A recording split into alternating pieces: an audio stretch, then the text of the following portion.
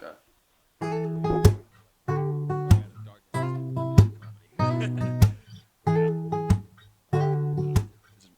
I just clicked it as soon as you walked in. All right. Welcome everybody to the third episode of the Warm Up Podcast. Joining me today is my good friend, Mike Bobbin. How's it going? Yeah? He's here. Oh, I forgot what we discussed outside. Do you want to do it? Yeah. You go. Well, I mean, what we're going to discuss is substance abuse. Yes. I mean, everyone knows me as the fun, lovable Mike, but I mean, there is a dark side. Yeah. And I'm here to talk about substance abuse and my journey with it. Yeah. Yeah. I want to talk first. So I want to talk like the first time Mike drank alcohol, the first time you did drugs, the first time you got sober, the first time you relapsed. Yeah. The first, like that's how Yeah. I feel like this. Yeah. All right, we're going to go into it. And you know what? It's not dissimilar to other people's stories. Like, it's not like an insane story, but there are some insane parts. Yeah. And buckle up, because it's going to get a bit bumpy. You know what I mean? Yeah. I'm glad you brought the vape as well. Yeah, you know, because I'm ripping vapes. So that's all I can do now. Yeah. Coffee and vapes, you know. Yeah. Nose beers are out of the question. Yeah. All right? Okay. Let's So, talk. Yeah. you ready? Yeah, I'm ready. Get into it. Okay, let's do it. Talk to me. All right. Right. Do you want to start from the beginning? Yes. You want to start from the very beginning? Yeah. All right, let me tell you a little bit about myself. Yeah. All right, let's start from where I'm from. Yeah. Obviously, we have two different accents, Yeah. right? So you're Aussie. I'm from Canada. I was Yeah. born in Montreal, Canada, Yeah. right? Now, in Montreal, it's a very party-hardy city, okay? Montreal is known as, like, it was known in the 50s and 60s as, like, Sin City in Canada, right? Yeah. It's the only place in Canada that really has strip clubs on, like, the main drag. Still to this day. Like, imagine George Street, but it's all strip clubs. That's what Montreal is like. Really? Yeah. Whoa. Yeah, a lot of them are shutting down now, I think. Last time I was there, it was pretty desolate. But it was like, as a teenager and as a youth, you'd go out, you Yeah. know, you'd go to a pub, you'd go with this, you'd hit the strip club. and then- Underage, doesn't but, like, matter. doesn't matter. Yeah. Like, that's just, that was a rite of passage. So wait, Montreal. Montreal. Yeah. French, Canada. French Canada. So you speak perfect French. Mais oui, I speak perfect French. That's an absolute lie, but I speak about 75% good French. Yeah. Yeah. Say something. C'est un plaisir Oh. de faire un do podcast that. avec nous. Yeah.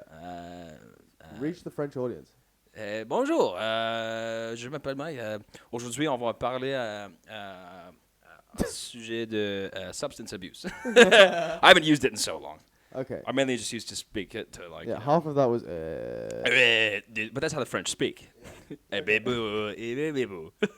Alright, sorry, I got us off track already. It's All right. 3 minutes in. Okay, let's start from the beginning. People drop off in the first 8 minutes I've seen 8 from my minutes. analytics. Anyway, Yeah. so Well, I get into mentioned it. strip club, so that should be. Yeah. You know, get people a little excited. Just the men in the room. So let's talk about the beginning. You know. Okay, yeah, so more about Montreal. Montreal. French Canada. Beautiful city, right? I was born in 1993, and I spent my formative youth in Montreal up until I was about 6 years old. I then moved to Australia. Yes. Okay, 1999. Yeah. My dad had gotten some work over here. He's in biomedical engineering. Yeah. He'd gotten a job with a engineering company. He'd been designing implants. We came over here. Whatever. Whatever. Okay. Yeah. I spent about 4 years here. Some of the best years I had as a kid. Yeah. Right. In Sydney, Balmoral Beach. Yeah. Loved it. Perfect. Loved it. The Yeah. best place ever. And that's where I met our good friend Harrison. Yeah. I met Harry in 1999. The squeak. The Squeak. The Frogman. Yeah. The absolute frog boy. Yeah. And I've known him for 20 years, okay? So he's one of my oldest friends. Now, I went back to Montreal because Yeah. my dad, you know, I think it had to do with my parents. You know, my mom wasn't happy here, whatever. Funny that she lives here now, but she wasn't happy here, Yeah, okay. We went back. Now, when I got back to Canada, it was around 2005, right? Yeah. I'd been back home for about 2 years. Yeah. My parents separated. Yeah. Okay. Now In up Canada. in Canada. Yeah. Up until that point, I was just like a kid bouncing around. Like I was young. Yeah. I was around like 12 or 13, Okay. right? And at that point, I had no illusions to like any of the bad stuff that was happening in my family, right? As a kid, you're not Yeah, privy yeah. to that stuff. Yeah, yeah, you yeah, don't yeah. see the behind the Yeah, scenes like fuck. fuck you and all Yeah, like yeah. all that. So you see none of that, Yeah. right? So the way my parents did it, or told me about it, I remember going with them to a lawyer's office. Absolutely the worst way to go about telling a kid your parents are getting divorced. Yeah. Right? What do So they think? I go to the lawyer's office. As a kid, I was quite cluey. You know, Yeah. I hadn't muddled my brains with substances. I get there, and both of them are sitting there, and the lawyer. I remember the lawyer looking at my dad and saying, if you sign this, she gets like this. Yeah. Sign A, she gets B. Yeah. And he was like, "Yep, don't want to do that." Oh, really? And in my mind, I went, "Why wouldn't you want to give, like, said thing, your wife money? or something like that?" So I clued in right away. And then whatever sign I was sitting there, I was like, "What the fuck is Dude, going on?" that's such I was a like, weird way. I know. I was like, "What is going on? Like, this is ridiculous." Yeah. Get in the car. Mom's like, "Yeah, get a divorce." At that moment, something clicked for me. Really? I became, in that moment, not bitter, not scorned, but just I knew I had to be self-reliant, right? Whoa. I remember that night, I would like hug my dad. I hugged my dad for about an hour and a half in the laundry room, and he were just crying. We just hugged each other. And Yeah. my dad, like, you could tell he was visibly shaken and sorry, Yeah. He had been cheating on my mom and stuff like that. Really? Yeah, it was not good. It was not a great situation. Not good. Now, at that age, that kind of situation forces you to grow up very, very quickly. Yeah. Like, very quickly. I can't imagine 12-year-old Ricky. Yeah, well, I'm pretty much the same. 13-year-old Ricky was very similar to the Ricky you see today. Yeah, 12-year-old honestly haven't changed. Yeah.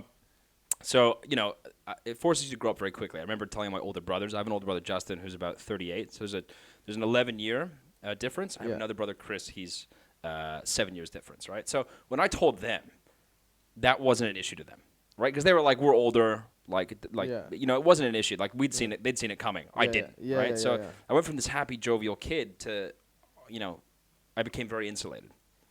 Now, they say addiction is an adaptation to bonding, right?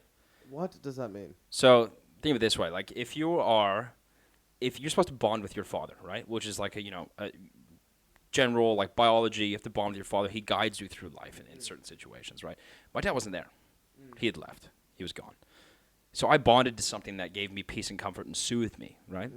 Drinking, drugging, and partying. Yeah. That's when it all started. Whoa. I remember in grade 5 or 6 when my parents separated. I had my good friend Julian Guaylo. We used to go to his house, and he was like, he was one of these typical, like, only Chinese son to, like, Chinese parents who, like, the son shone out of his ass. Like, they loved him. Oh, right. They loved him. Like, Yeah. whatever he said went. And I used to love going to his house because his mom would buy him booze. She bought him this stuff called Zombie, which was like this. What? In Canada, you can buy at the corner store, like 7-Eleven, pre-mixed drinks. Yeah. Just Same like the in States. England. Yeah, same in England. You Yeah. can just buy, like, beers, whatever. She would buy that for him at like 12 or 13. And I remember the first shot I had, right? I mean, as a kid, your parents have given you a sip of beer and a sip of wine and stuff like Yeah. that, but it did nothing. Yeah. But because I was broken in that moment, whether I realized it or not, I remember having that first drink, and I lit up like a Christmas tree. Like, Whoa. something just clicked with me. Really? I was like, this makes everything all right. No. Like, this is good, Yeah. right? Progresses. I mean, grade 6, I'm drinking, Yeah. right? I'm sad. Yeah. We're not even that I know I'm sad, I'm drinking. High school hits, right? Grade 6, you're drinking. Grade 6, and I'm drinking, and I think I'm cool and whatever. Like, I'm drinking. Julian and I drink. We used to steal his dad's Marlboro Lights and smoke Marlboro Lights. Where is this? Like outside the after school? Like. This is, I remember, I'd go to Julian's place. We'd play like PS3 or whatever it is, or PS2, Yeah. and his parents would just be there, and we'd having dinner, and we'd be drinking. At the Like, his dinner parents table. would be like pouring us drinks. Like, I remember having grappa. What the fuck are they doing? I know, but I loved it. Right, I took Yeah. advantage of it. Yeah. So I remember them pouring us grappa, Yeah. and I was like, "This is great. Yeah. Like, I feel good. Yeah. Like, I finally, of all this chaos and like discontentment in my life, I feel good." Yeah. Okay, things start to progress. Yeah. I leave the school I'm in, go to the high school that my brothers went to. Yeah. So my dad was like, "You're gonna go to the high school that your brothers went Of course, to. Yeah. Yeah. It's a rite of passage, whatever. Loyola High School. Shout out to them. I'm sorry, I got Sorry? kicked out. I will beep it out. I will beep it out. I love you, Mr. Bernardchuk. You're great. I remember grade 7, right? I'm still hanging with Julian. We're peripheral friends, right? Because he's at the other school. I'm at this school. Yeah. Yeah. I'm 13 in Yeah. a bit. It could have been earlier, actually. But anyway, so we used to go to this Italian restaurant called Lanny's. Yeah. So Julian's dad, this Chinese guy, his name was Rambo, right? Rambo's brother's name was Rocky. And Rocky's other brother name, or Rambo's other brother, was Stephen. That is the stupidest. But so Rambo used to like mix in with these like Italian, I wish you didn't like tell me that yeah, I before. know the Italian like mafia of Montreal. Like he used to hang out. So we used to go to this restaurant. I'd go with Julian when I go stay at his place. His dad would wake us up at midnight, and he would go, "We're going to Lani's. We're gonna go have a feed. And we're gonna go chill." What is wrong with Julian's parents? They were awesome. Yeah. Rest in peace. Actually, Rambo passed away a couple years ago. Really? Yeah, of lung cancer. And I wasn't there for the funeral. It sucked. But he was absolutely. I had some of the best times of my life at that age. You know? Yeah. But I remember going to this place and he would sing like Elvis karaoke and shit, and we'd hang out. And I remember Julian and I went to this restaurant, Lonnie's. The owner's son was smoking weed outside, Yeah. right? He was just like ripping joints. And I remember with Julian, be like, "Hey, can we buy a 5-piece off you? Like, can we buy like, half a gram or whatever Yeah. of weed?" And he would like obviously gave us like a crumb. Yeah. Yeah. We were like, "Here's like, $10. Like, Yeah. what can that get us?" Yeah. And he was like, "Yeah, no, I'll give you this. Like, this is quite a bit. Like, don't worry about it. It's like some hydro or whatever." So we were Yeah. like, "Oh, sick. Like, this is awesome." Yeah. I remember going back to Julian's place. We made a little apple pipe and smoked that. Well, that's the first time. First you did time, drugs. 13 years old. Yeah. I smoked a joint. Or smoked, an apple pipe, whatever. Yeah. Get to high school. My best friend, Dylan, and I started smoking weed. Yeah. I remember my brother knew some friends, and I had seen them around the neighborhood. I'm from Montreal West, which is like a kind of small little town in Yeah. Montreal, like waspy neighborhood, very Yeah. affluent, whatever. Yeah. But we were just like, spoiled rich kids doing whatever. Yeah, We were just causing a muck. Yeah. Absolute muck. I remember going to one of his friends, be like, "Can I buy, some weed off you?"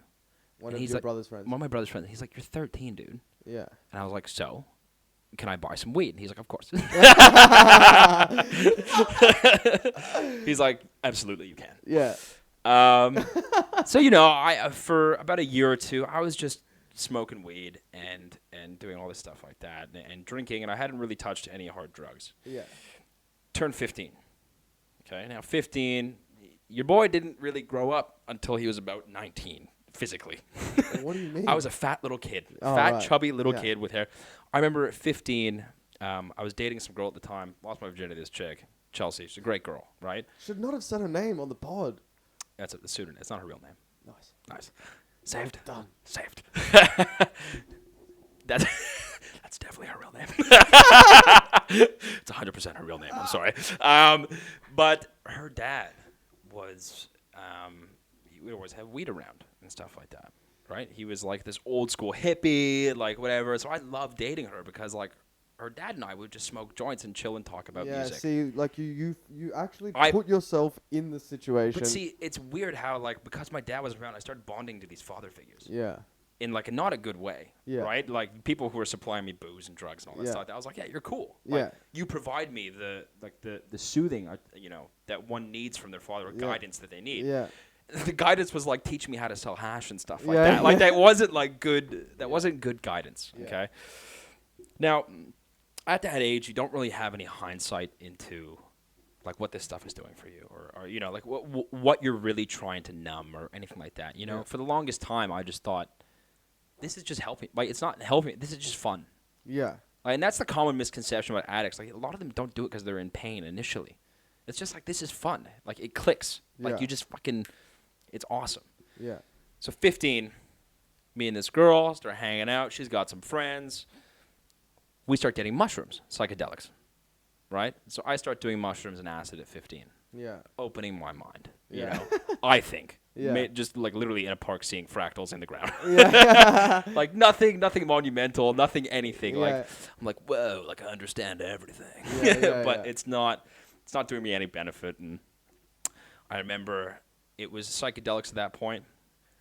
16, right? Yeah. Someone offers me a line of coke. That changes my Wow, life forever. This is so crazy. So like, I feel like we flew through that. Oh, this hasn't even begun yet. Yeah, I know. I feel like we flew through that. Yeah. And it's a great pace. I know for a fact that cocaine Yeah. is the one that got ya. That's the one that got me. Yeah. That's the one that So I want you to really I'm gonna slow it down. Yeah, I I'm want gonna you to talk talk about me it. through exactly like, yeah, Right. how these next steps, I want to know exactly how it all unfolded from here. Now, Because okay. up until this point, Yeah. Because up until this point, you're actually like just having fun, experimenting. Normal teenage experience, yeah, right? Exactly. Yeah. Normal teenage experience. Yeah. But I mean, even in hindsight, I'd be smoking 10 to 12 joints a day, and I'm like 13, 14. Like, that's not Yeah. that's not normal. Like, Yeah. if you're like a kid from other people I've spoken to who don't have substance abuse issues, Yeah. they're fine. Yeah. They can have one and stop, right? Yeah. Anyway, so I'm 16, right? One of my childhood friends who I knew, whatever, he was hanging around. He was doing Adderall. He was doing all this shit like that. Yeah. He was like, "Hey, do you want to do a line?" Yeah. And This I is was still at the same high school that you've been at, with the same high school your brothers went to. Yes, Yeah, right. yeah. But these are peripheral friends. I never hung out with the kids at that high school because they all sucked. They're all like, what's doing, Bob? And hey, Not how are doing you? drugs. Yeah. I mean, didn't like. Yeah. Anyway. Anyway, so he offers me a line. Now I remember taking that line, and within like 15 seconds, I was like, I want more. Whoa. It wasn't like I wrote it out and was like, whoa, that was great, man. Within 15 seconds of that first line, I went, I want another one. Whoa. Because I went, this feels fucking incredible. Holy shit. I went, this feels fucking awesome, right? Now, I think within the week, I was buying bags. Oh my god, dude. Yeah. Within the week, I was buying bags and I was polishing them off to myself. Jesus I Christ. would finish, maybe 2 bags in a night at 16. This is insane. Yeah, right? And so it got progressively worse. Now, little known fact about cocaine, it takes you to bad places. Yeah. So very quickly, I didn't have a job. Yeah, you're 16. I'm 16, A lot of kids are working 16. I wasn't. Yeah. I was just too busy partying and stuff. So how was I going to maintain my habit? Yeah. What was I going to do? And I started turning to crime. Jesus Christ. Yeah. Yeah. And what did you do? I started selling drugs at Yeah. 16 to support my habit. Yeah. I started stealing bikes around the neighborhood Jesus. to support my habit. Yeah. I remember I would go and I would spot people's bikes. I'd get on them. I'd ride them to the dealer's house, trade the bike for some lines, and go out and do it again. What the hell? Yeah. Yeah, so you were just I was exhibiting addict tendencies I was straight hooked, away. and I thought I was sweet. Really? I thought I was good. Addiction is cunning and baffling, right? Any substance is cunning and baffling. So it's going to make you think that you're okay. Life's great. Look, just go steal the bikes. Go steal the bikes and do more cocaine. That's normal. Like, that's what your brain tells you. It's What? like, this is normal. I'm sweet. I can go to school in the morning. This is fine. Really? I would spend all night outside stealing bikes and going to this one dealer's house and trading it and whatever. I remember in my house, I'd take paintings off the wall and sell them to buy drugs. fuck? Yeah. Who's buying just a random painting off the wall? Dude, there's a market for everything. Yeah. There is a market for everything. Like everything. This cup I could pawn for a couple bucks. Yeah. That's how my mind operates. Yeah. But, quickly that landed me in some hot water. Yeah. Very hot water. I was picking up some weed from a friend's place. Not really a friend, a peripheral friend. Yeah, you love Let's the say. peripheral friend term that I've never heard of. But you know why? Because peripheral friend is somebody you don't let Yeah, in. no, I get Just that. somebody, an acquaintance, right? Yeah. I didn't let many people in because I had become this insular, Yeah. I can take care of myself. Yeah. My dad's gone, whatever. I've been forced to grow up. That's all good. Okay? Yeah.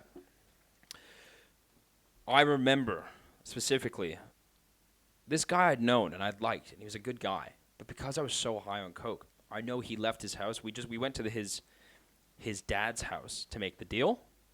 I saw him. I knew that he had not locked the door to the house. He had left.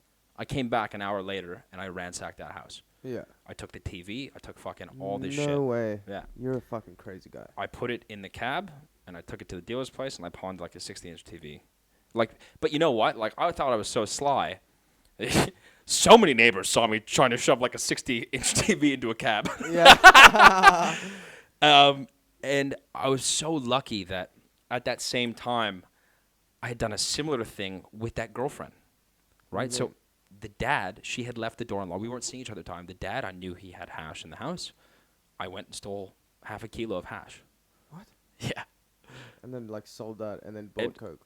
Sold that and was doing whatever, just running amok. I was, rolling whole joints using the paper, hash as the paper. You know what I mean? Yeah. Like, it's just, when I think back at this stuff, it's like complete insanity, right? Yeah. I remember going to a high school friend's house, and I remember getting caller ID, right? So I was sitting. This is after I robbed both places, right? Yeah. Within about 24 to 48 hours. Okay, I remember sitting I feel there. like we're flying through the story, but yeah. No, I'm no, trying not to interrupt. Yeah, don't. Go.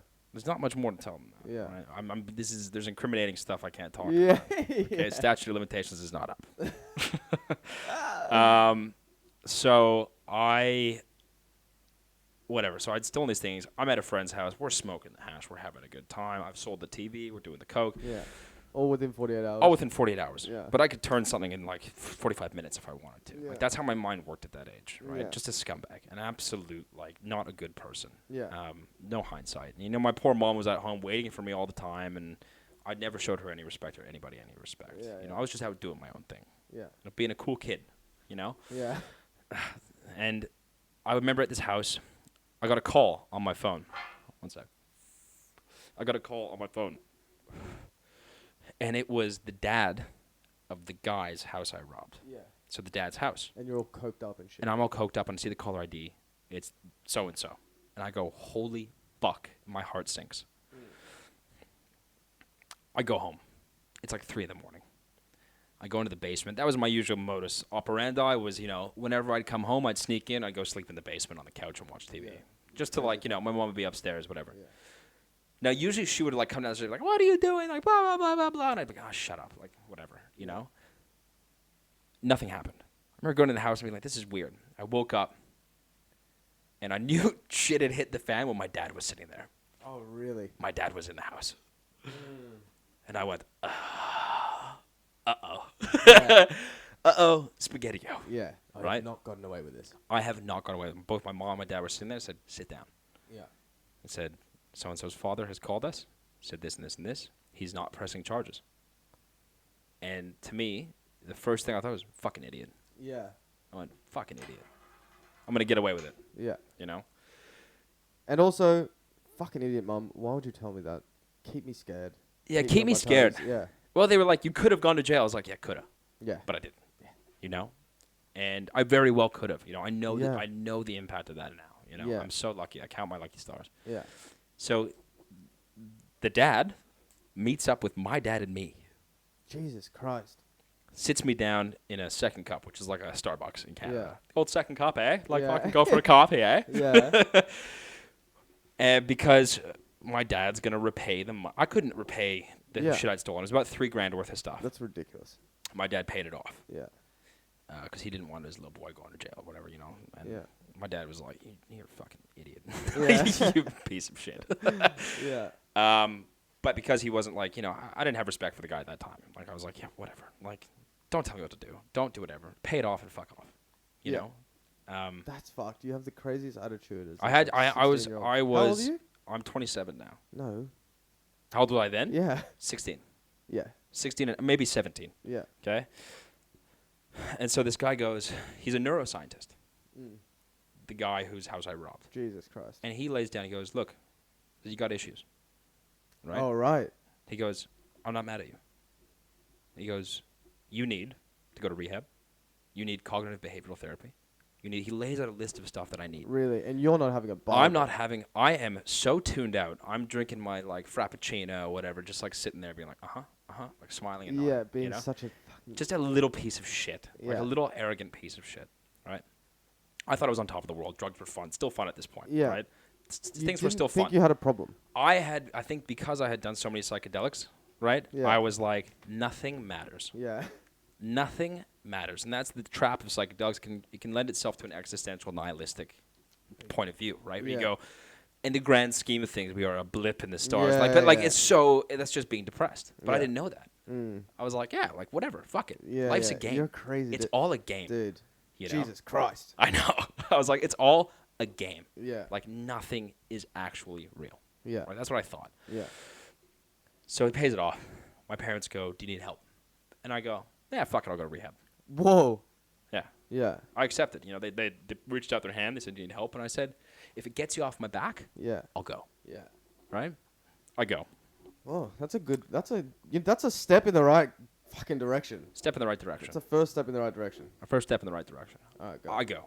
Yeah. Okay. I love it. It's great. You know, Yeah. I'm in there with bikies. I'm in there with people. I'm in there with all people who I like, you know, who are also comfortable with the amount of chaos in their life. Yeah, You yeah. know, I found peace in that chaos. Yeah, yeah. I found peace in being a reckless, like, little shit. Yeah. That's where I found happiness, and those people did too. So I was able to relate to that and relate to these stories, right? Yeah. Do the month. Because you're sitting down in this rehab and you're sitting in a circle and you're like You're talking about talking and you're hearing their stories. but still at that age, like, you're not developed. You have no insight. There's Yeah. no inward, you know, self-introspection, right? So Yeah. so you're not like, you're not thinking like, well, yeah, like, yeah, maybe I do feel that way. I'm Yeah, like, yeah. when can I get out of here? Yeah. When can I rack up a line? No.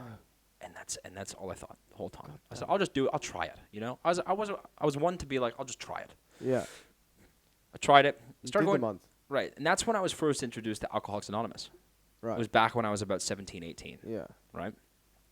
I started going to meetings, loved it. But at that age, you still have an ego. You're still finding out who you are. So I always thought I was better than everyone else. Right. Yeah. I was like, I don't have a problem.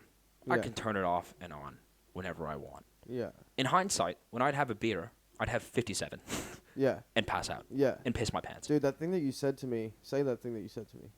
What? One, Like when? Yeah. So one is too many and 1,000's never enough. Yeah. That's what they say in the rooms. You know, where you say like that first drink is what does me. Yeah. I can not drink and you know that's fine. Other people can have one drink and stop. If I have one drink, Yeah. there's an itch. There's an anxiety in Yeah. the pit of my stomach that I cannot quench. It's like there's a little fire burning in my stomach, and no matter how much water or booze I fucking try and quench it with, it doesn't go out. Whoa. After the first one. After the first one. Yeah. And then I'll be about, 15 schooners in, Yeah. and I'm still going. Yeah. 5 days. I'm still Jesus, going. Yeah, that's. the I'm not crazy- stopping. Yeah. I'm not sleeping. I'm not stopping. I'm doing whatever. So I get out of rehab at the time. I'm in Montreal. All my friends are still out doing rack and shit like that. Mm. Right? The decision is made when I'm 18 that I should move back to Australia. Because my The dad, decision's made for you, or you the made the decision's decision? made for me. Yeah. Because my parents didn't know what to do with me. Yeah. Right? I wasn't a good kid. Yeah. I was a real piece of shit criminal kid. Yeah. I wasn't good. I hurt people physically, violently. Like I did some bad stuff. Yeah. Now, my dad had moved back to Australia to retire there. Okay, Yeah. so he says, come back, live with me. Maybe a change of scenery will be good for you. That's what's known as a geographical Right. in the rooms. Like people think they can solve the problems by moving away. And later on in the story, we'll talk about why I moved to Canada. Moved back to Canada, Yeah. absolutely escaped and didn't speak to anyone. There's a term for that. It's called a geographical. Yeah, Right. right. So, my parents at that time were of the mindset, like, he's got a problem with booze, but maybe he'll be able to control it at some point, right? I'm 18. I get to Australia. What do? I become a chef. I've always loved food. The one constant in my life was that my mom was always a good cook, and I was always at her hip just looking at what she was cooking. I loved it. I was also going to bring up when you said you'd go home and sit in the basement and watch TV. You were watching cooking shows. Am I right? Yeah, exactly. Yeah, I'd watch yeah. the Food Network until Yeah. I passed I out. remember you telling me that. I loved it. Yeah. I loved it. And, it was the one constant in my life that I really enjoyed, right? Yeah. So I go to culinary school, Yeah. okay? Finish about 2 months of it, Yeah. okay? Eventually I did complete it, but I started working in restaurants. Yeah. Now I love this. I love this part. Talk about all the cons that you pulled. Yeah, all right. So when I started working in restaurants, I started working at a restaurant called China Lane in Sydney, Yeah. right? That was my first ever restaurant. I was a Crazy. first-year apprentice making $10 an hour. Yeah. Talk about how nice the restaurant is for the people that aren't from Sydney. It's a great restaurant. It's a nice kind of like Chinese fusion place. It looks like it's it looks like it's a kind of restaurant at a Blade Runner. It was very nice, All right. right? I worked there. Ben Haywood, the chef, great guy, whatever. But when I came to Australia, my drinking, I'd stopped, I was stopped for a while, Yeah. okay? Now, here's the thing with hospitality, right? Mm. And this is a huge, huge issue in hospitality is that, first of all, you're 18 years old, or I was 18 years old, and you're working sometimes 70 hours a week more, right? You have no social life. And the industry's fueled with piss, fucking cocaine, Yeah. everything, crystal meth, everything. Not only the people who work there, but also the people attending these venues. Do you know how many people racking up in the kitchen, doing whatever, Yeah. doing all this stuff that's just awful. So, to me, I loved it. Yeah, you're like perfect. I was like, I'm a pirate on a pirate ship. Like that's what I thought. We were all just working, slogging, like fucking hard hours, Yeah. burning yourself, just extreme. Like, stress levels. You're never happy. Like you're Yeah. never content. It's like varying degrees of stress, and sometimes it's less stressful, but sometimes it's more stressful. Yeah. You know. So we'd be pumping covers and stuff like that. I'd be going out getting blackout. Yeah. Like absolutely blackout. After the shift, boom. Boom. After the shift, even during the shift, just fucking slamming stuff. The whole kitchen would be doing it. Not so much at China Lane, maybe at other restaurants. China Lane was pretty good in terms of that. It was very intense, and I remember I just quit because I burnt out. I had been drinking too much. I wouldn't show up for work. All this kind of stuff that comes with addiction and substance abuse. Go to my next restaurant.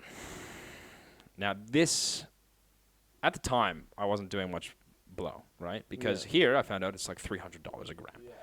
In Canada, it was $60 a gram, so I could get away with it. Yeah. I could do and it was so much better and stuff like that. And so I never risked it. I started working at this other restaurant. Don't mention the name. Or? I know, no, it's in Glebe. I'll just say that. Yeah. Great restaurant. It's actually unfortunately closed down now, and the head chef there is one of my best mentors. Just a great guy.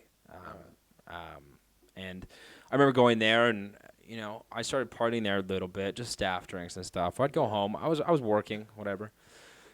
And then my pastry chef would always be like zooming around the kitchen, And I'd be like, how does this motherfucker work so hard? Yeah. Like, why am I always tired at the end of the day, and why is he not?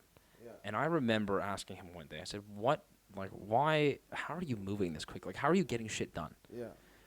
Granted, the guy looked like he was off his fucking nut. Yeah. But I was like, I want to know how. You knew the answer. You were just kind of. Because I had some motivation back then, right? Yeah. That industry, in order to get ahead, there's a target on everyone's back ahead of you, right?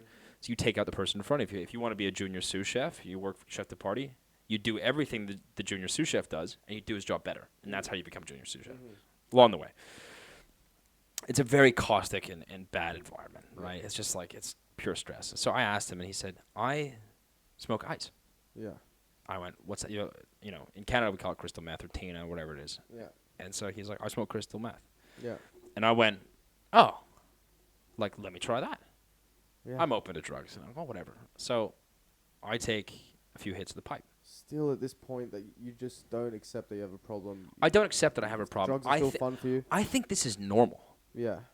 Like, I'm under the illusion. Like, I have no illusion to the fact that normal people don't do this. Yeah. Like, normal people don't, work 15 hours, go out to Goldfish in King's Cross on ice, go back to work for another 15 hours having not slept. Yeah. Being awake for 40 hours, That's absurd. And I was like, that's just run of the mill.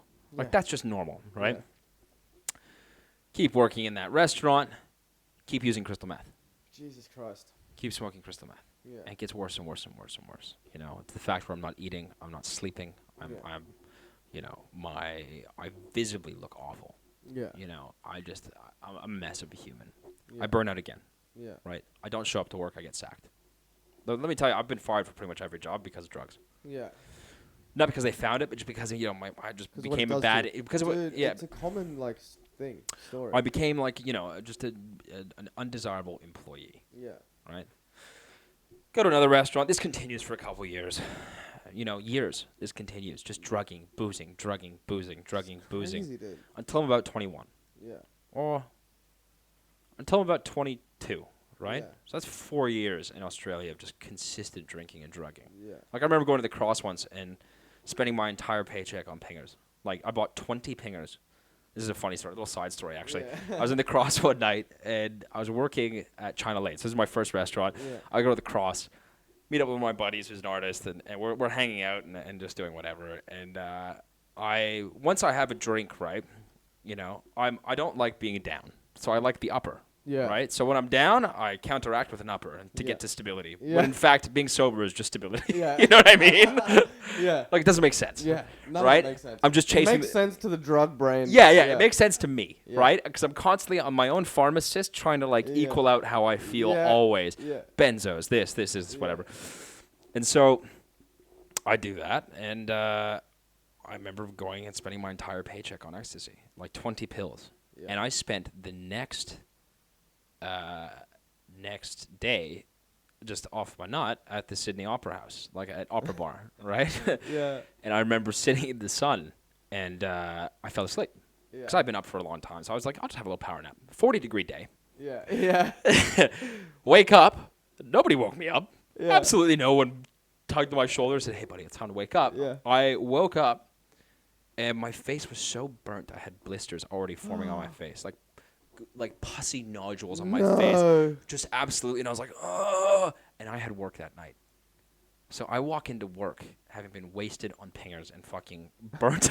And they just go, what are you doing here? They're like, you should be in the hospital. And I was like, what are you talking about? Like, I can work. I'm fine. Whatever. They're like, Mike, go home.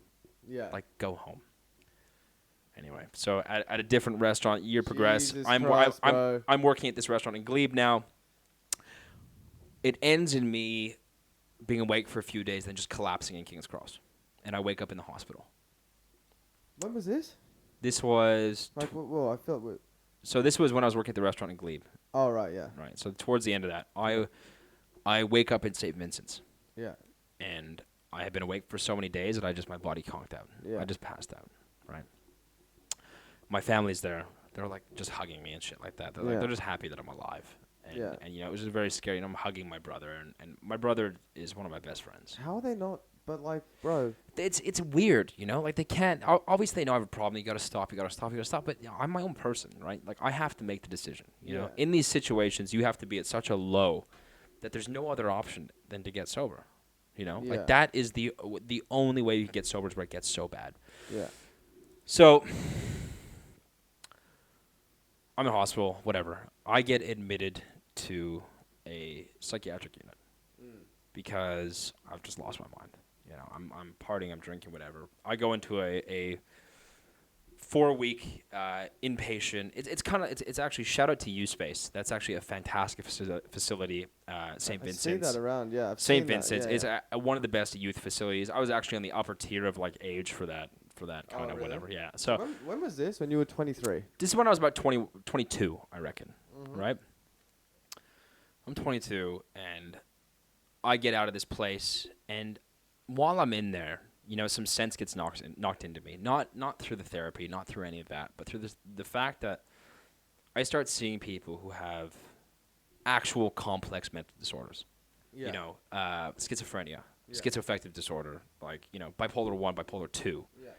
And I don't have that. But to me, I get that moment of clarity, you know, where it says, that could be me if I keep using. Like, Yeah. I could end up like that. So is that how they ended up like that, or? No, I mean, sometimes, sometimes it's genetic, sometimes it just happens, you know, your brain can just be wired in the wrong way, you know. Yeah. But there is drug-induced schizophrenia. If it's in your family, it can become Yeah. emerged, right? Yeah, yeah, yeah. So I go, I'm not going to do drugs and drink anymore. Nice, dude. 2.5 years or 3 years I was sober. Okay, so this is the first time you got sober. Properly. And this is when I met you guys. Yeah. Wow. Yeah. Well, I think I remember meeting you. I remember going to a party in. Yeah. Yeah. So Yeah, you're still using it. Okay, yeah. So I met you. I was still using it at that point, Yeah. and we were stealing booze from the girl's house. Yeah. And like we'd left the party. You're in a cab. Harry's Yeah. in a cab, and We paid the cab driver I'm like, alcohol. no. I'm like, wait. I run back into the house, come out with bottles over like the ledge. I'm like, Yeah. bro, go. And Yeah. I've got bottles. We're like giving bottles of alcohol to the taxi driver. Yeah. He's doing burnouts Yeah. and shit. Like, it was awesome. Yeah, that was fun. I was shoving over post Yeah. office things Yeah, and whatever. yeah. Anyway, I was like, yeah, this is awesome. Okay, so that's when I met you. That's but when you met yeah, me. I don't remember you being not sober. Like, I remember you being not sober very briefly. Yes. So Yeah. very briefly, Yeah. that's when then I got admitted to that shit. So I met you amongst that. Yeah. I got admitted, came out, and then I was sober for about 2 or 3 years. And I was sober Ricky. You know, you so- walk. Yeah. By the way, we called Michael Ricky we've probably called you Ricky the whole pod. Yeah. And you want to know how it developed? What? Michael Bobbin. Yeah. My last name is Bobbin. You Yeah. called me Bobby. Yeah. Right? Then you called me Robbie. Yeah. And then it just went straight to Ricky. No, that is Ricky Bobby. Ricky Bobby? Talladega Yeah. Nights. Yeah. And It was then Ricky straight Bobby to for Ricky. years. Yeah. And then just Ricky. Yeah, and then just Ricky. Now like Ricky Steve. Yeah, Ricky Steven. Steve, the Steven. Yeah. They just call me Steven. Anyway. Sorry. And then, so yeah, I was sober that time, and I had a great time. I was sober and I love it. But the thing is, I didn't have the program of Alcoholics Anonymous in my life, which is the 12 steps and all that stuff like that. So there's a way for living within AA, and I wasn't going to meetings. I wasn't doing any of that. Now I went to London, Yeah. right? But I went to London and I met up with you in London, Yeah. right? Yeah. And I was sober up until that point, right? Yeah. And in my own head, I hadn't been going to programs. I hadn't been doing any of that. We went to a party and for one of my friends, and in that moment, for some reason, whatever it was, I went, you know what? I'm in London. Yeah. Like, how often am I in London? Yeah. So I asked around at the party, and it was very hard to find. And it wasn't like it was everywhere. It was very, very difficult to find. And so I procured some and whatever, and I relapsed. I relapsed because I was like, and they say that people, places, and things get you, right? So places. I was in London. I was abroad. It was my first time alone in London. Geographical, whatever. I was alone. That's not what a geographical is. We'll explain that later because you clearly didn't get it the first time. Anyway. Yeah. But I'd done like a absolute headspin from that fucking blew me these away. vapes, these new QV vapes just rip. Yeah. Yeah, so I was in London by myself, and it was awesome, It was a great time. Yeah. But I immediately, the pit of despair in my stomach having busted after 2.5 years, 3 years. Bro, I'm sorry I didn't fucking. But No, but it's not I didn't you. Know, It's not you. Yeah. I didn't like even know you were going through No, this. Like, dude, I didn't even know you broke. I thought you were sober the whole time. You Yeah, told for me, years like, after as well. Like years after you told me. This is fucking bullshit. Anyway, yeah. You're responsible. You should not feel responsible, right? A lot of people think they should feel responsible. They don't. I am the cunning, baffling addict. You are very cunning. I've learned that recently, but we'll get there. We'll get there. Yeah. So, I go back to Australia after my little holiday, Yeah. right? And I stay sober a little bit just through, my family. I'm living with my brother at this time, and my brother doesn't like to see me wasted, whatever. Yeah. So I can do that. I can stay sober for him. Yeah. Situation for the family until I didn't, Yeah. until it started to get bad again, right? So I had been using in secret for a long time, a long time. I was drinking beers, I was doing whatever, I was doing coke, I was going out, and I didn't see much of anyone really, and I was just mincing about doing the same thing I was doing a long time So ago. I was living overseas at this time, so I didn't even know. Like, I didn't see any of this. You were living overseas, yeah. So you were in London doing your degree there, and I, was going out and doing things and whatever, and I'd gone back to Montreal. This was about 2 or 3 years ago. Okay? Yeah, I remember this. So I went back to Montreal and visited, and it was fucking awesome. Real estate agent. Just because no. This is a different time. Oh, what? Well, we're not even there yet. Oh, whoa. We're not even there yet. Yeah, okay, yeah. So I'd gone back to Montreal, visited my friends. Obviously, cocaine's cheap there, so I just partied for 2 weeks, right? Yeah. And I remember partying with my good friend Max. And I was at his apartment. We were hanging out and doing whatever. And, I'd gotten back to Canada. It was I'd gotten back to Australia after that little trip to Canada to visit. Yeah. It turns out that Max, about a month or two later, had died. Jesus Christ, man. He had died in I think he'd fallen asleep with a cigarette. And the smoke inhalation got him. And this was one of my best childhood friends. He fell asleep with a cigarette in the house. The smoke turned on inhalation, he became brain dead at the hospital. The because house became on fire. You didn't even say that. Yeah, it was on fire, but they'd put it out, Oh, right? right. So it was okay. It wasn't that crazy, Yeah. right? But the smoke had got to him, and he was rendered brain dead at the hospital. And I remember getting a call from one of my other best friends, Patrick Mayer, and he called, and he's like, Max is dead. I was just in the hospital, and I was like, what are you talking about? I was like, I was just with Max like 2 months ago. I'm like, what are you talking about? Like, I didn't get it, right? my mom calls me. She goes, Mike, where are you? I said, I'm at home. Why? She goes, are you at home? We're coming right now. They come over, and they go, are you sitting down? Like, sit down. And I go, what are you talking about? And I went, it's because Max is dead, right? She goes, how'd you know? And because Pat had told me. But, my mom was best friends with Max's mom. I had gone to elementary school with Max my whole life. Or I mean, for the 6 years that I was in elementary school, or whatever. Yeah. I'd known him. We'd hung out many good times. Friend, good yeah. friend. He's a good friend. Yeah. A good friend. And I lost it at that point. I just completely lost it. I was just crying and drinking and using, and I couldn't go to the funeral because I didn't have any money. I spent it all on booze, so that just fueled the hate and the anger. Yeah. And this is when, to me, the drugs stopped being fun. It wasn't all those times before. It stopped being fun. They stopped working. Yeah. I could do, 3 grams of coke in a night, and it wouldn't do anything for me. Yeah, this is the switch, dude. This is the switch. This is where it got really fucking sad. Yeah. And,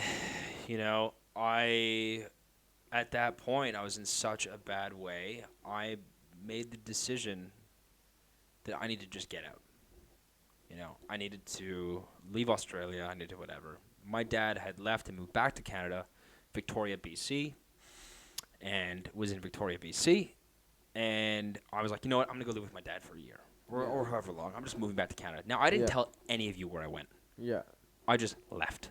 Yeah. I was not here at that point. I was still just overseas. I completely just bombed. I pulled the Dave Chappelle and just went to South Africa. Yeah.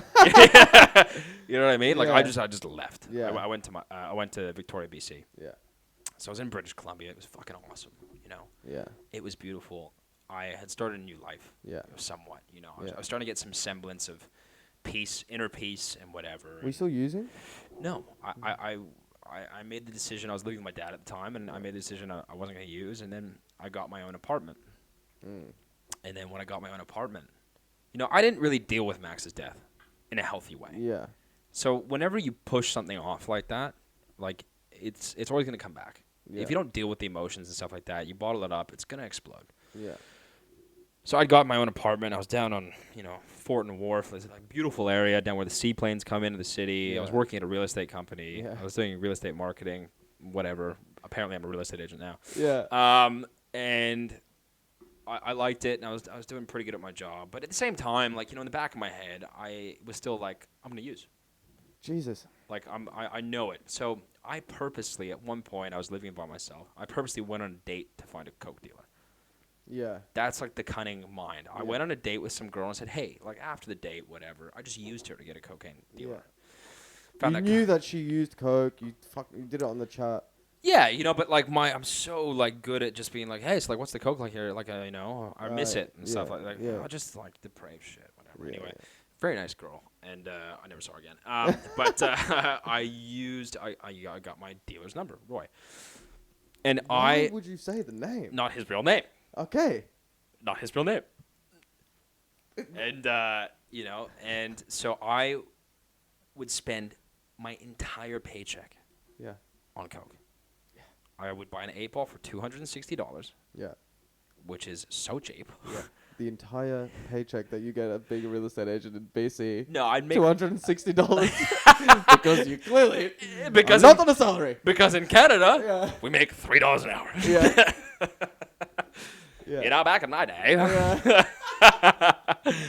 we used to make $260 a week. But I would spend it all on blow, and I would do it all, and my days and whatever were filled with blood pouring down my face.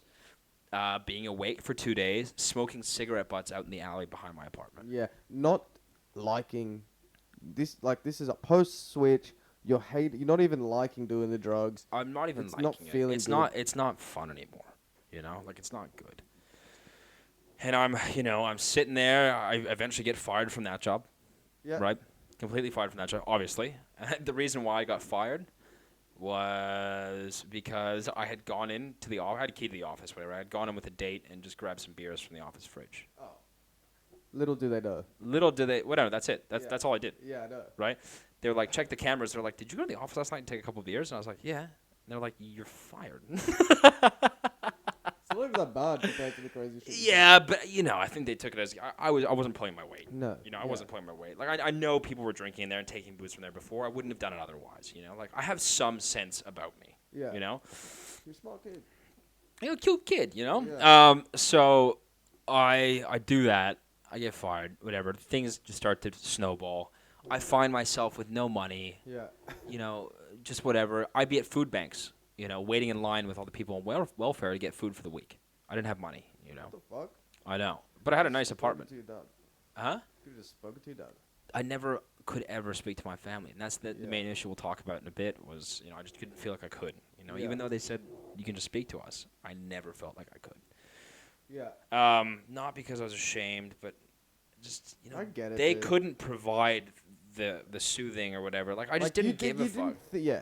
You know, You didn't I think had you had anything to gain from it. I had at 13 become so self-reliant in my own ways that no one else could help me. Like I was like, I'll fucking help myself and fuck you. Yeah. Like, don't try and help me. I don't want your advice. Yeah. Don't give me anything. And it's also like you don't know half the shit that goes on in this town. You're living in your own little bubble. Not you. That's what you're thinking. yeah, I like- was like, you have no Yeah. idea what this life is like. Yeah. You know? And I love this life. Part of me still loved it. I romanced it. You know, like Yeah. I loved being in the, as Rick James called it, the abyss. Oh yeah. The abyss. Like I dwelled in the abyss. Yeah. You know. So then, you know, my dad comes to my apartment. I'm pissing in bottles because I'm afraid to go to my own bathroom. Like That's how bad you've got it. that's how bad I've got. The psychosis has set in, and I'm just not leaving my And apartment. so what are you doing? Cocaine at this point? I'm just doing like gorilla fingers of cocaine. Absolute slugs. Yeah. Yeah. I'm doing, you know, an 8-ball a day. Yeah. Easy. Yeah. Easy. You know, easily 20 grams a week of cocaine, Yeah. which is fucked. Not good for your heart, not good for your body. Yeah. You know, at all. You know, That's blood's fucked up. blood's pouring out of my face. I'm blowing chunks of my septum out Yeah. when I blow my nose. Like, it's not good. My Yeah. kidneys are hurting. My liver's hurting. I'm like just becoming a shell of a human. I'm wasting away. You know, Yeah. I'm not whatever. And I don't understand why I can't stop. You know, through all of that, I try and control it, and it drives me fucking insane. You know, I try and have, you know, I'll just have, you know, instead of a whole bag, I'll have half a bag. Yeah. You know, and I don't understand why when I go out for a drink, I can't just have one. To this day, you still don't actually fully understand it, or No, you I will do get now. there. No, I do now. Yeah, Yeah, yeah. I do 100% now because Yeah. I'm an alcoholic. You know, Yeah. I hadn't fully accepted I was a drug addict alcoholic. Yeah, but you we'll know, get there. We'll get there. So I come back to Australia. This Yeah. was about 2 years ago, right? I go into a rehab, Northside Clinic, Yeah. run by the Ramsey Health Center. Shout out. Yeah, shout out. Great rehab, great facility. Yeah. I spent a month there. They put me on an antidepressant. Yeah. And it was called Cymbalta. For any of those people who want to get on antidepressants, obviously speak with your like psychiatrist or prescribing doctor about it. They can be very beneficial. The one I was put on was not beneficial for me, and I did not follow up with the doctor about it. I became very lethargic, somnolescence. The somnolescence never left, which is being tired during the day, Yeah, I was about to constantly ask. yawning. Yeah. I know it's because you're dumb. Yeah. And Continue. that's a big word for you. Yeah. I have no idea what that means, and I still don't remember the word now. Somnolescence. Yeah. I took this medication, whatever. Things started to get bad. I at this time was working for Rolex. Yeah, I remember this. I was working in sales for Rolex as a watch salesman. You know that. It's Ricky many hats over here because I have you've had done- so many different careers. Yeah, it's ridiculous. but none of them I've enjoyed. No. I only just got them because You convince yourself you love them at the time. for a week, Yeah. and then I go, this is boring. Yeah. But that's typical addict behavior. Like Yeah. I don't know who I am. Yeah. You know, I have absolutely without take substances away, I have no idea who I am. Yeah. That's Like all right. absolutely no idea. We'll get there. We'll get there. It's coming. You'll get there. I'll get there. I'm starting to find out. Yeah. And I'm a piece of shit. But so I I come back, I do the rehab, I get out, I'm on this antidepressant, whatever. Coronavirus hits. Boom. Boom. Yeah. So I remember this. Like I'm back here. I'm with you. Yeah. Coronavirus hits. I'm not working now. You know, I get sacked from the job. Obviously, I'm expendable. I was the only white guy at the business trying to capture the white market in watches. Yeah. And guess what? Asians weren't buying watches, so the white people were definitely not buying watches. So I immediately get sacked. Yeah. Like first day of Corona, Yeah. goodbye. Yeah, laters. Laters. We don't even know if this is going to affect business, but you're out. We literally, this could be a negative for our business, but we don't care. Yeah. You know, and it surely wasn't a negative. It was an absolute positive for the business, and they probably flourished Yeah. and done super well Of course. without me. I sold maybe 6 watches. Yeah. So I go, oh, cool, whatever, Corona.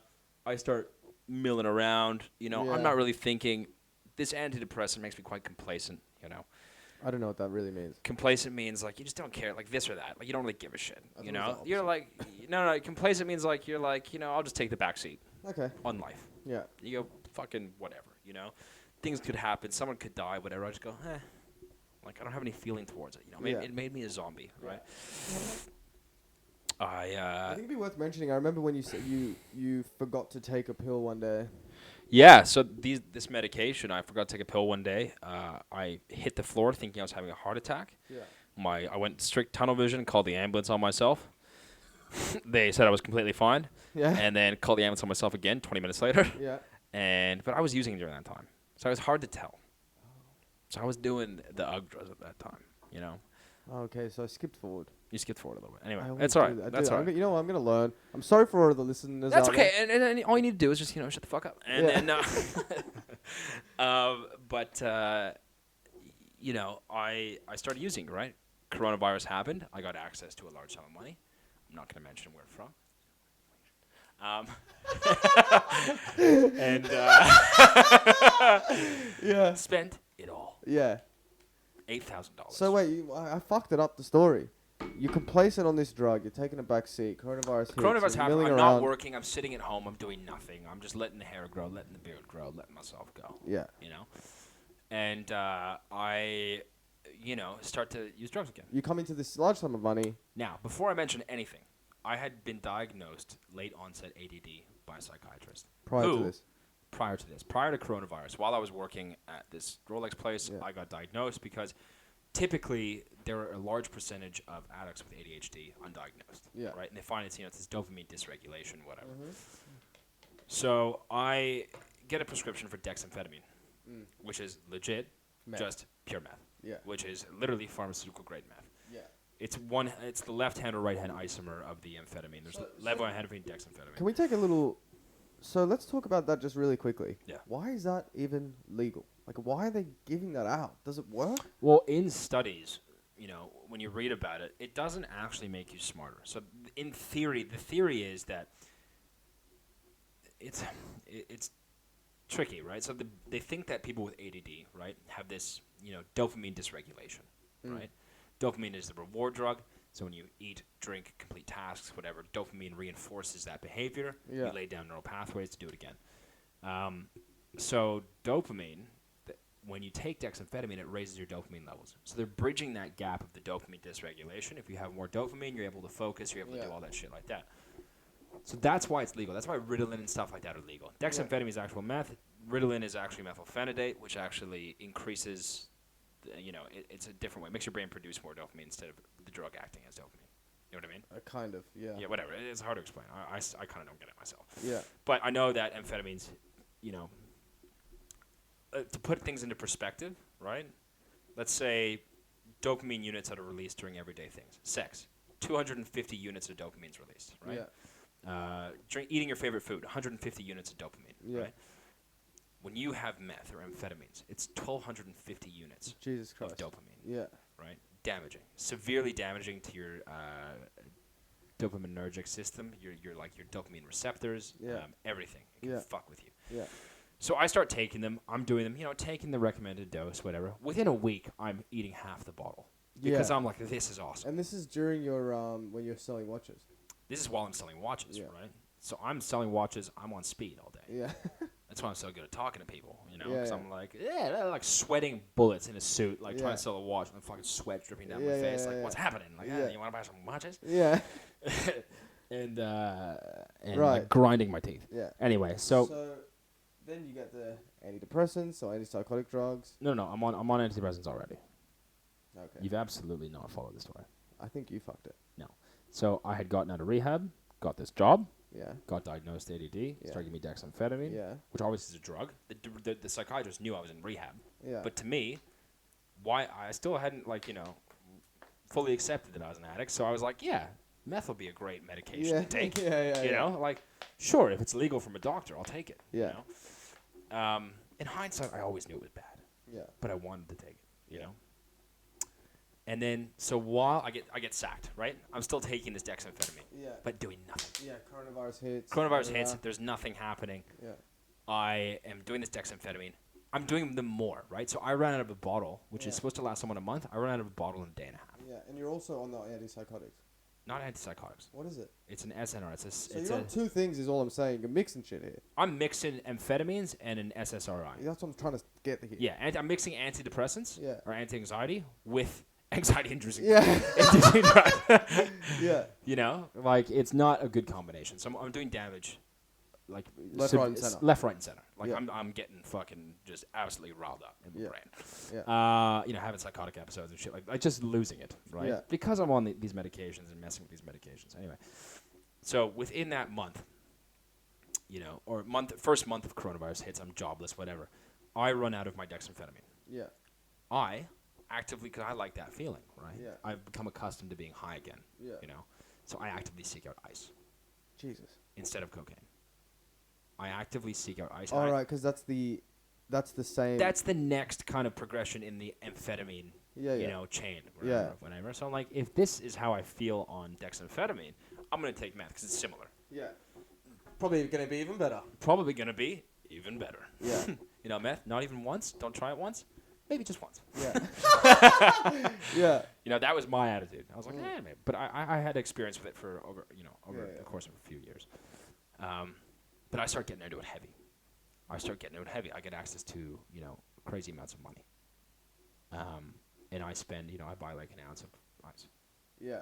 I start selling this stuff. An ounce of ice. Yeah, I start buying a lot. And I start smoking a lot. I think we have to speak louder. Anyway. Yeah. So, I'm speaking louder. I start doing ice quite heavily. It progresses. I start using intravenously. Holy fuck. And this is recently. This is recent. This is within the last 6 to 7 months. So, we've covered first time you got high, first time you got sober, first time you realized. How this disease progresses. Yeah. How it comes and sneaks up on you. Yeah. I, for years, have said, needles? Fuck you. I would never do that. Yeah. If anyone said, yo, you're going to do that, I'd be like, are you stupid? Like, why would I? Lo and behold, Yeah. I'm shooting up. Yeah. I'm shooting cocaine. I'm shooting ice. I'm doing all terrible, terrible stuff, right? I'm so broken as a human. Yeah. At this point, you know, this is about 3 months ago. Yeah. I'm absolutely broken. You know, I'm at my wits' end. I'm suicidal. You know, a lot of bad shit. Yeah. Right. I'm such in a dark. My parents have accepted that I'm gonna die. Really? My brother said to me, he said, you know, him and I went to Japan about 2 years ago. We had a great Japan trip. I was sober the entire time. It was fantastic, right? Yeah. And he said to me, he goes, we always had Japan. He said that to me while I was alive. They always had your what? He's like, we always had Japan. You know, like it's like a last memory Oh. to me. He said that to you me. recently. He goes, you know, we always had Japan because he had accepted that within the year I was going to be dead. My dad, I was talking to him recently. He said, we were going to tell you to put your name and your number in your wallet so that we could give you a proper burial when you die. Holy shit, dude. That's how fucking dark it got. And that's when it clicked for me. I had not given any thought to my family, my friends, Yeah. the people that cared about me the most. I hurt the most. Dude, I have to talk here, right? Yeah. Because, right. You guys had no idea. I need to cut in here. Yeah. Because this is now. Yeah. This is a few months ago, right? During this time, like, everyone was busy. Like, coronavirus, it's weird how coronavirus made everyone busy. Like, I've been so busy in coronavirus. Yeah, yeah. Like you guys were doing. You guys were employed. Like, yeah, got a full-time job. I'm doing some shit on the side, this and that. Like, like, it sucks as this happens. But like, you know, you don't hear from Ricky for a few weeks, a few days, a few weeks. Message here and there, send a meme. Yeah. You know, but everyone's busy. I'm not Yeah. seeing anyone. I didn't see Pat for like, you know what I'm saying? Yeah, Like, you haven't seen any of the friends, any of the boys. So Yeah. like, during this time is when you're going down the darkest rabbit hole of your life. Yeah. Right. The darkest time I've ever None been of us were like. Granted, like you didn't send us messages and shit like that. But you were like going down this hole, you know? Yeah, and you But, know, like, and had you, Harry tried to call you like 100 times. You didn't I never answered, Like, right. you know what I mean? But you are so good at hiding it and manipulating it and shit. I've had to hide my emotions since I was 13. Yeah. So like, dude, even when it got to the most like, we came and visited. So we came and are you gonna get to the tattoo? Yeah, we can leave it out. But I was working at a tattoo studio. Yeah, and you were down this rabbit hole. This is when you were doing. I was this shit. doing tons of shit. Yeah, I was yeah. working at a tattoo studio. I was Yeah. apprenticing and stuff like Yeah. that. And Harry and Sammy and I were worried about you. Yeah. Right? Because we hadn't heard from you. We don't know what the fuck's going on. Yeah. You know, Sammy seems to have thought, you know, you were, back on drugs and stuff. At this point, dude, I remember having a conversation with Harry and Sammy outside Harry's house for like an hour, Yeah. trying to figure out whether or not you are on drugs. Yeah, right. Bro, Yeah. you know what I'm saying? Yeah, like, yeah. I was actually like being like, bro, like, we've got to give him the benefit of the doubt. He might not, you know? Let's not give him the benefit Yeah, of the doubt. and then even like that day, like we were gonna go to your Harry's like, we're going to his fucking house. I know he's not at work, right? And I Yeah. go, bro, let's just check his work Yeah. because I think he's at work. Right. You were at work. I was at work. Yeah, and we saw you, and you looked skinny as fuck. Yeah. I thought you looked great. Yeah. I was in the best shape of my life. Yeah. I thought. Yeah. And still after that we went home, and still after that I was like, guys, like I don't know, like He's da-da-da. good, yeah. So you are so good at like But see, hiding it. And yeah. Well, I mean, in active addiction, I can work. You know, Yeah. I had gotten so good at being high and working that no one would know. Yeah. I could have done, I could have, shot up meth and I could talk to people Yeah. like completely normally. Well, not completely normally. Like in hindsight, I was sweating bullets and or like gurning. But to me, I look normal, and to me, I passed it off. You can and hold it together. And especially in a tattoo studio, right? Like everyone's partying, right? Like Yeah. everyone's on it, doing whatever, Anyway, so I just needed to say that. yeah, Like, no, 100%. it's so And- hard. You're so good at like. yeah, and look, Do it, I yeah. want to apologize. Like I kept you, like mushrooms, feed them shit and keep them in the dark. Yeah. That's what I did to my entire family, and that's what I did to you guys. Yeah. I isolated. Yeah. Because I knew, I had told you guys years ago, I said, if shit ever hits the Yeah. fan, you tell my family. Yeah. I had put out, warning, but I didn't want to see you guys because I knew you would catch on to Yeah. it. And I just couldn't have that happen. Yeah, Because I like- was so enthralled in the active addiction. Bro, right? Harry is such a good friend to you. You I know. need to fucking know that. I know, I do, I know Yeah. that. I know that, He 100%. was so like he was, bro. If it wasn't for Harry, I wouldn't have like I would. He was on the case. He's on your case, bro. I know he's on my case. Yeah. Yeah. Good. Always. Yeah. I know. Yeah. Don't worry. Hectic. Um, Shout out to fucking Harry. shout out the Frogman. Yeah. The Frogger. Yeah. So wet. Let's just have a sip of coffee. Yeah. So, whatever. Irrespective of that, and I once again, I'm sorry for keeping you guys in the dark. It's not your Sorry, we weren't cluey enough. No, to fucking, that's not. It's not your responsibility. Yeah. It's not your responsibility at all. It's Yeah. my responsibility. To Yeah. let you guys know how I am. Yeah. And so I still kept you guys away. I still pushed you guys away. Anyway, it came to an ultimatum. I was planning to kill myself. Like I was like legit planning through drugs and alcohol and whatever, planning to kill myself. Like I was like, this is it. My life has gotten to such a low point. I don't want to live anymore. Like nothing could bring me back. And then my parents started telling me this stuff about they think I'm gonna die. And I'll go back to it. That's when it clicked for me. What I was saying before, how I had never given anyone the time of day Yeah, yeah. and thought how they feel. Yeah. I was a selfish, arrogant, unemotional asshole. Yeah. And those are all defense mechanisms to actually let emotion in. Yeah. Those were all ways that I had learned since I was 13 to cope with stress, to cope with anything. I would just shove it away. I was so good at compartmentalizing Yeah. that things could happen that would be so stressful. Robberies or stuff like that in my youth, and I was able to just be like, nah, shove all that stress away. Yeah. But obviously it came up, and I was actively using to hide that stress. Typical addict story. It got to that point, and my friend was like, just come home.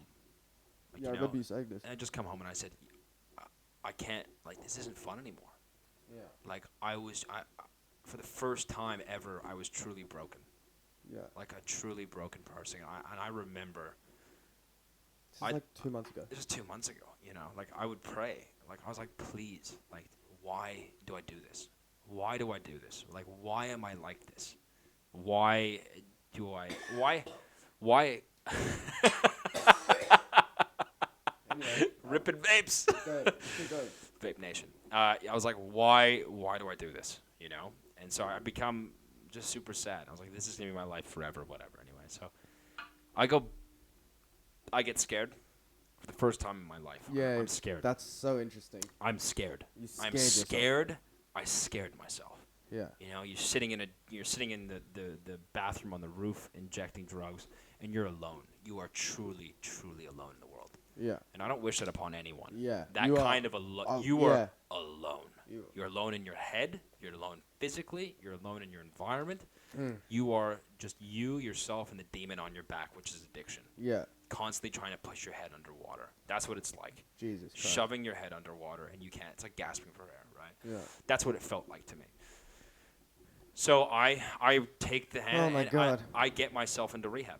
Yeah. I call Northside, the same clinic I was at. You know, I hadn't paid attention that first time I was there. You know, Yeah. I really kind of was there. And this time I was like, I'm going to go there. I'm going to fucking sit in on every class. I'm not going to miss anything. I'm Yeah. going to fucking absorb it all. Yeah. And they say in AA and stuff like that, you need to be broken spiritually to be able to, broken physically, broken spiritually, just broken to be able to accept To AA actually do it. or to actually do it, Yeah. to reach it. And that was my bottom. And what scared me was, and to this day, if I go back out there, I'll die. Yeah. You 100 will die. I will unequivocally die. You I have. cannot do that. I am. Sorry. Yeah. One day at a time. One day at a time. Yeah, recovery. yeah. Anyway. Yeah. Dude, I can't. I'm you with know, you you the know whole. what? I'm with you for the journey. Yeah, Is you that know a better what? way But, to? I've made so many promises in my life Yeah, that yeah. I'm not making promises anymore. I'm just gonna do by action. Yeah. All right. My bad. Right? Making me feel bad in my own pod. Of course. Yeah. Because that's what I do. Yeah. So I made the choice. I got on my knees and I was like, I'm powerless over this. I am completely, and my life has become unmanageable. And thankfully, I started paying attention to AA and Yeah. the meetings. I got a sponsor right away. Yeah. Right? So this is someone who guides you through Alcoholics Anonymous and the fellowship and the meetings. And I am feeling, for the first time in my life, like I've got clarity. Yeah. Like I'm feeling like, I'm taking it one day at a time. I'm Yeah. not thinking 2 days in advance. I'm Yeah. not thinking whatever. I'm just sitting in the moment Yeah. and, just whatever. And, It's hectic. I speed it up, today. Don't like, speed it up. No, but like, since going to rehab, I got out like, a month and a bit ago. Mm. Or a month ago. I'm taking it a day at a time and I truly feel at peace, and it's all because of I was willing to accept that I had no power Yeah. over this drug addiction. Yeah. I had become okay to say I needed help, Mm. and that is the biggest thing that I want to drive home about my entire life story, Yeah. For years, I didn't ask for help. Yeah. I didn't reach out to anyone. Yeah. I didn't whatever. And I want to say, as a man, like, get rid of your pride, Yeah. because your pride will kill you if Yeah. you're in this addiction, right? Your pride and your ego will fucking drive yourself into the ground, Yeah. okay?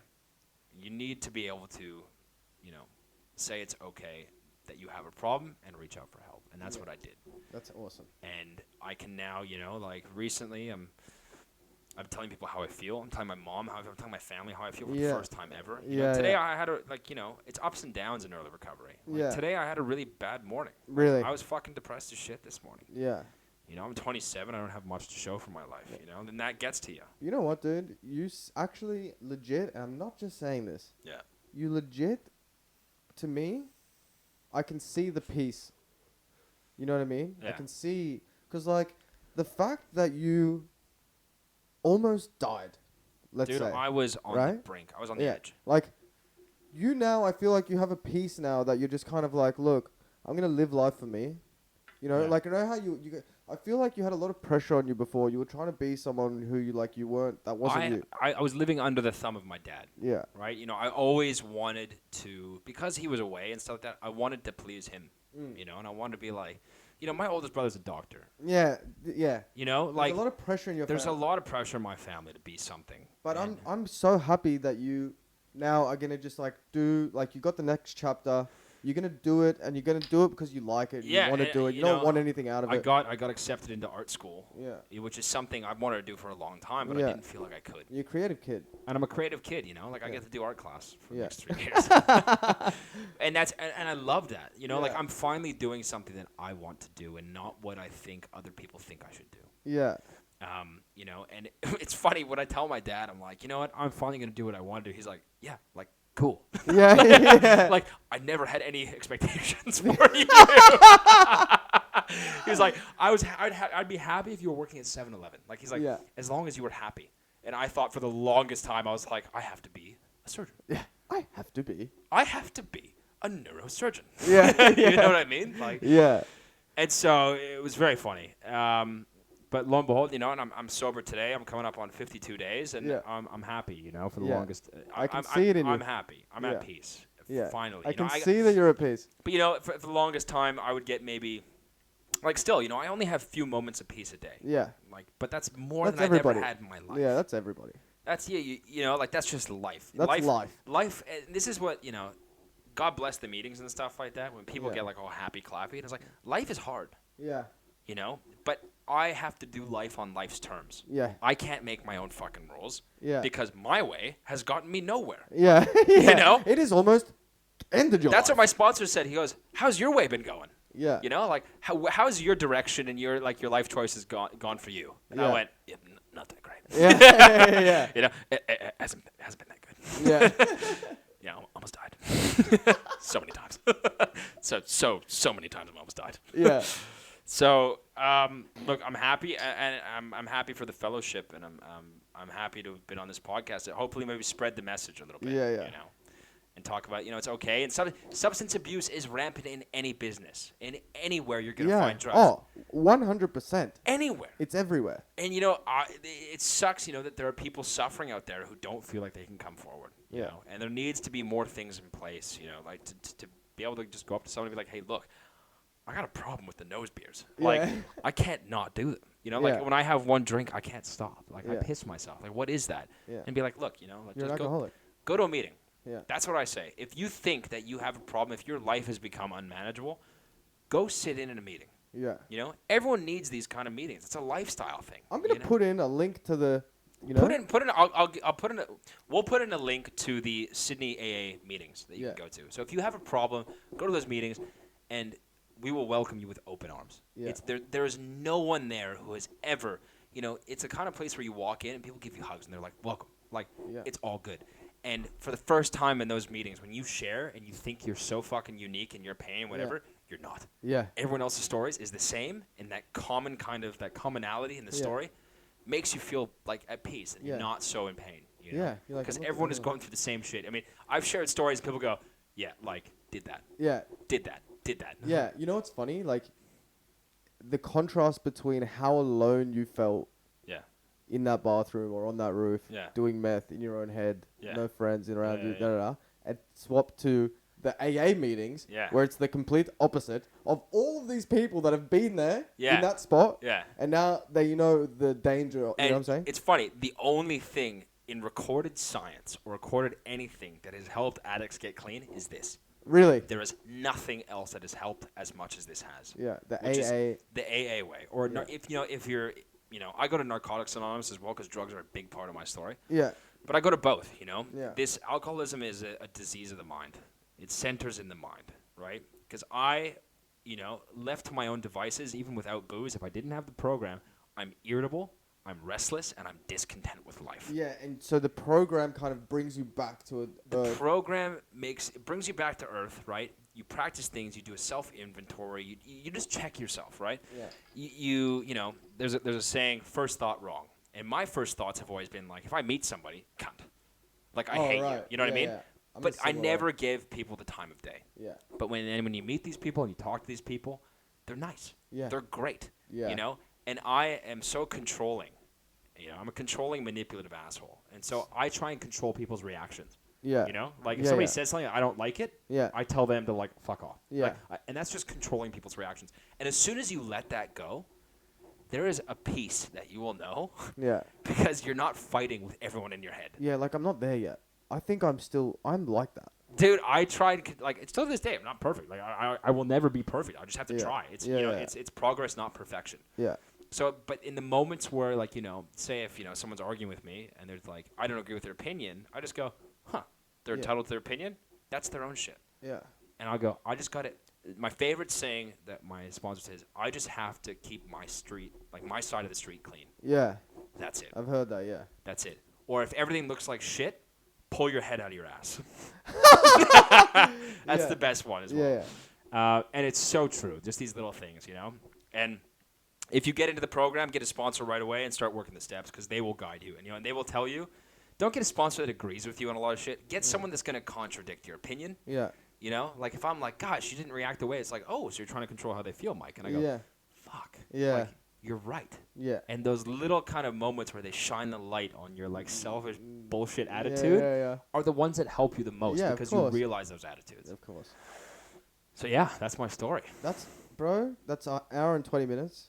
That's a pod. great. I think that was a great pod. Let me do the end. What it said we got to do. So, I've been putting these up on YouTube.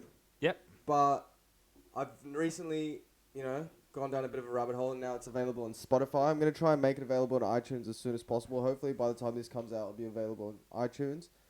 Can everyone that listens please like, subscribe? You know what I mean? You know the drill. Follow the Spotify. Yeah. Send it to your friends. I feel like I've got some interesting people telling some interesting stories here that need to be heard. Yeah. So yeah, spread the word, spread it around.